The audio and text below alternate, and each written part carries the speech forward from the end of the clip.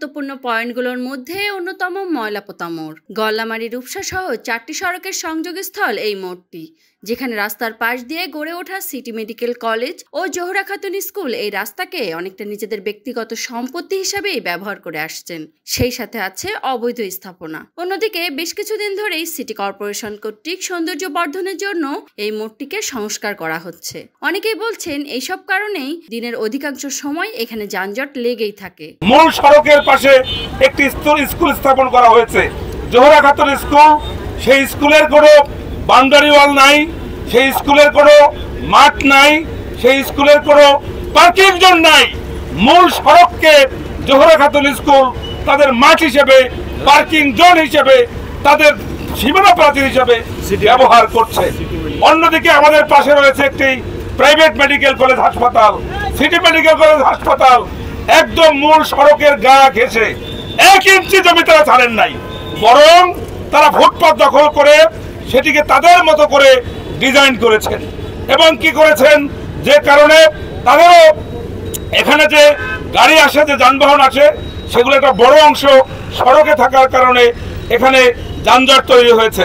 এই সড়কের এতখানি জায়গা যদি অবরুদ্ধ রাখা হয়, তাহলে এই এলাকায় এখন যদি আপনারা তাকিয়ে দেখেন, যানজট একেবারে সকাল থেকে গভীর রাত পর্যন্ত এখানে যানজটের একটি স্থান পরিণত হয়েছে।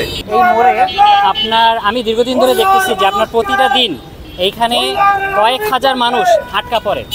আমার কাছে মনে হচ্ছে যে কয়েক হাজার মানুষের প্রতিদিন আপনার কয়েক লাখ মিনিট সময় নষ্ট হয় শুধুমাত্র এই মাঝখানে একটা ঝামেলা তৈরি করে রাখার জন্য।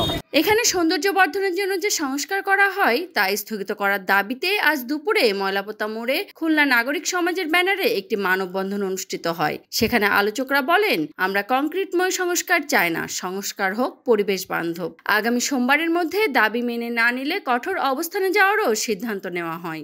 যেখানে জায়গা রয়েছে সৌন্দর্য বর্ধন করেন, পরিকল্পিতভাবে করেন, অবশ্যই পরিবেশ বান্ধব। শুধুমাত্র ইট কাঠ কনক্রিটের স্তূপ তৈরি করে আমাদের সৌন্দর্য দরকার নাই। আমাদের সৌন্দর্যের মধ্যে অবশ্যই পরিবেশের বিষয়টি বিবেচনায় রাখতে হবে। আধুনিক খুলনা এবং যানজট মুক্ত খুলনা গঠনের প্রকল্পে আপনারা অনতিবিলম্বেই আপনারা এগিয়ে আসবেন, এটাই আপনাদের নৈতিক এবং রাষ্ট্রীয় দায়িত্ব। আমরা যে আলটিমেটামটা দিয়েছি, আগামী সোমবার রবিবার ভিতরে যদি এর কোনো সঠিক উদ্যোগ যদি খুলনাবাসী দেখতে না পায়, তাহলে আমরা খুলনাবাসীকে নিয়ে, খুলনার আপামর সমস্ত পেশাজীবী মানুষদেরকে নিয়ে আমরা একটি বিশাল মানববন্ধন অবস্থান ধর্মঘটের মাধ্যম দিয়ে আমরা আমাদের দাবি এবং ন্যায্য দাবি এবং যৌক্তিক দাবি খুলনাবাসীর স্বার্থে, জনস্বার্থে আদায় করব। Desk report, voice of tiger.